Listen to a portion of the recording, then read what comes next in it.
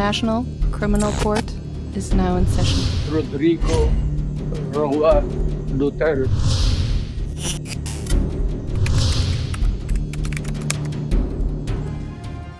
Sinabi ni Vice President Sara Duterte na tila may pekeng testigo sa kaso ng kanyang ama na si dating Pangulong Rodrigo Duterte.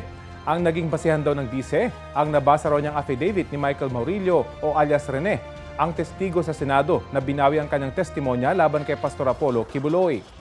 Balitang hatid ni Marisol Abduraman.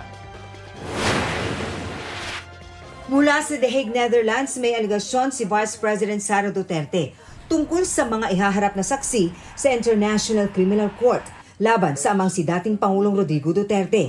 Sabi ng bise, tila meron daw kasama dito mga pekeng witness. Ang kanyang basihan, ang nabasa umano niyang affidavit ni Michael Maurilio alias Rene, ang testigong iniharap sa Senado ng Senador Risa Hontiveros. Para din noon si Pastor Apollo Kibuloy at ang mag-amang Duterte. Pero kalaunan ay binawi ang kanyang mga sinabi sa pamamagitan ng isang video. Nabasa ko na yung affidavit niya bago pa man siya lumabas publicly, no?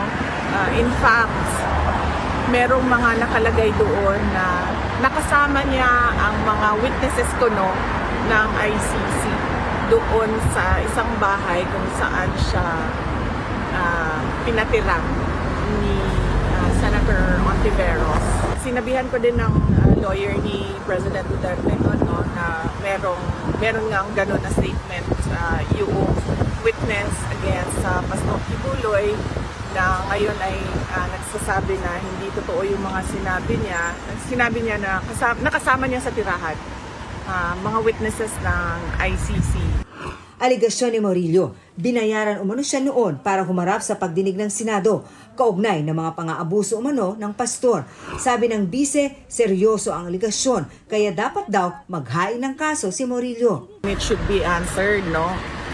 Clearly kung ano ba talaga ang nangyari, and kung sa tingin ni alias Rene na dapat siya ay mag-file din ng kaso, ay dapat gawin niya din yon para nasasabi niya yung totoo sa loob ng korte at nakakasagot din ng maayos yung mga akusado sa loob din ng korte.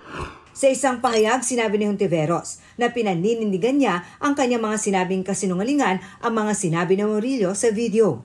Kung meron daw bagong affidavit si Maurilio na naglalaman ng mga kasinungalingan laban sa kanya at mga biktima ni Kibuloy, sa tingin niya maaari siyang kasuhan ng perjury. Gusto rin malaman ni Hontiveros kung paano nakuha ni VP Sara ang salaysay ni Maurilio bago pa ilabas ang kanyang video na tinawag niyang fake news. Marisol Abduraman, nagbabalita para sa GMA Integrated News.